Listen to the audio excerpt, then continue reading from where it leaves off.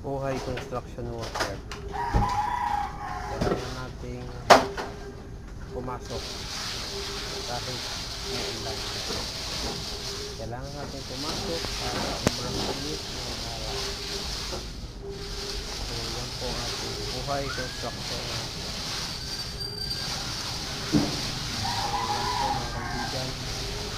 Proud po ako sa mga construction worker.